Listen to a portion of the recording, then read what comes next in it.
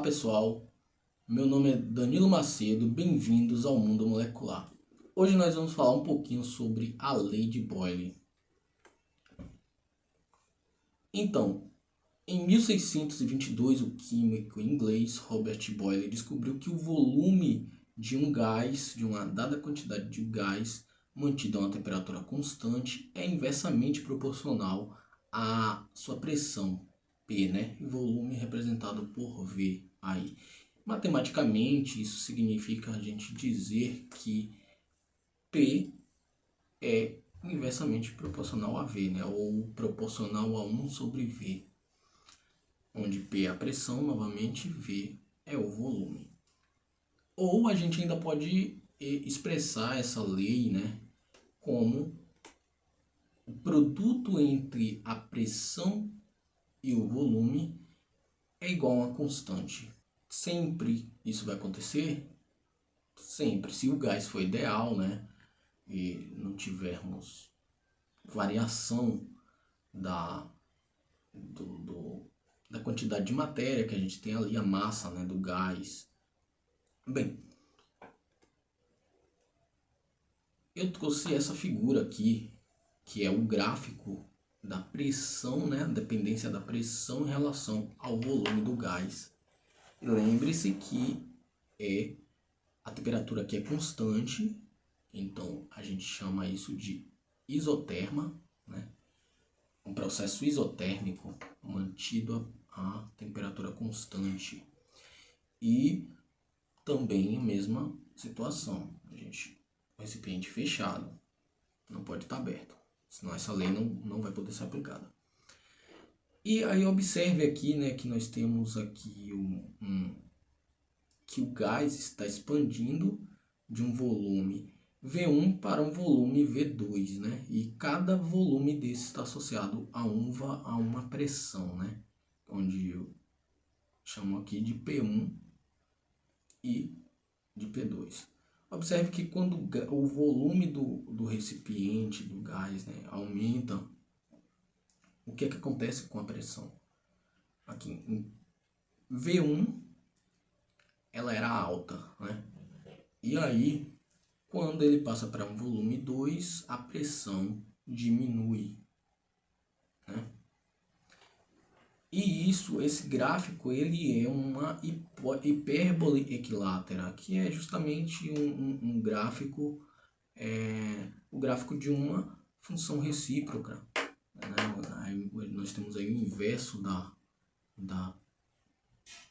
pressão, né? Elas são inversamente proporcionais, essas duas grandezas, né? E observe também que nós temos aqui uma pressão, que o produto, né, entre a pressão e o volume é igual a constante, tanto nesse primeiro caso quanto nesse outro caso, ou qualquer outro caso que nós pegássemos aqui, né? Então, considerando um gás ideal, é claro, temperatura constante. Então, dito isto, se o produto P1, V1 é igual a constante, P2, V2 é igual a constante, eu posso montar uma equação, né, para que a gente possa predizer o volume ou então uma pressão 2 frente a uma variação de uma dessas grandezas, né? Então, um exemplo prático aqui é quando a gente utiliza uma seringa. Observe que a seringa tem marcações, nós chamamos isso de graduação, né? Dizemos que ela é graduada.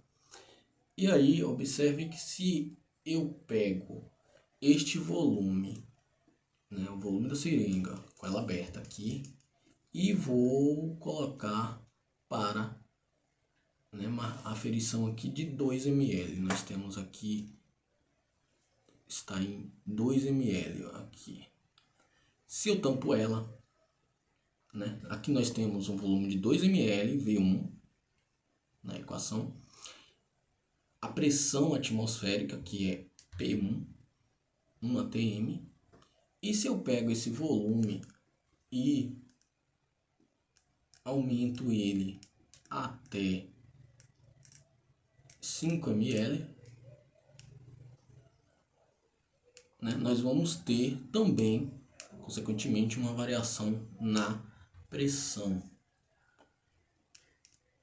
Se eu solto aqui, observe que ele não retorna para o mesmo lugar, né? Está um pouco abaixo aí acima, na verdade, dos 2 ml.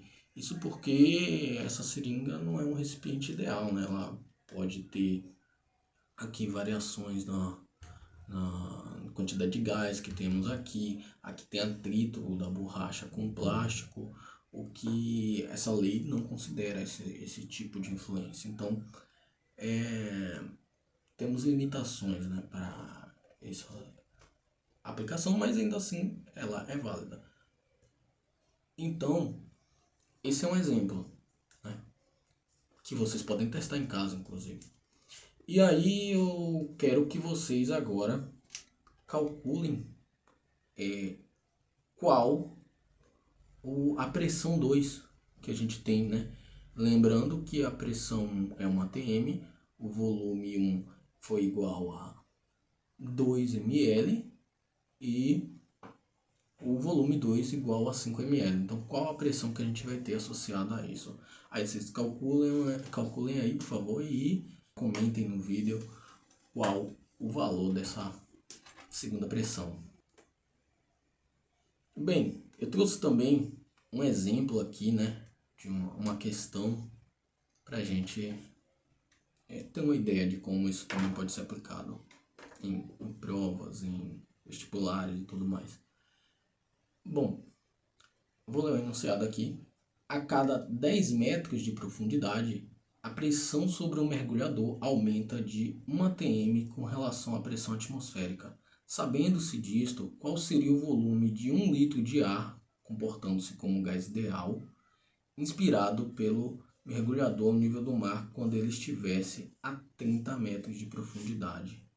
Então, observe, né, que aqui ele dá uma relação importante para a gente, né, que a cada 10 metros que o mergulhador desce, a pressão sobre ele aumenta de 1 atm em relação à pressão atmosférica. Observe que a pressão atmosférica ela é 1 atm, mas cada 10 metros que ele desce aumenta em relação a isso, né?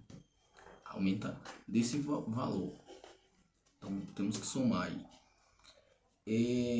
E aí ele diz também que o mergulhador inspirou 1 litro de ar e desceu 30 metros. Então vamos analisar isso aí. Aqui nós temos uma figura representando o mergulhador, né? Inicialmente ele estava no nível da água, né? Que eu coloquei aqui como nível do mar, por ser uma ATM, né? E aí o mergulhador desce em uma altura H, que eu chamei H, igual a 30 metros.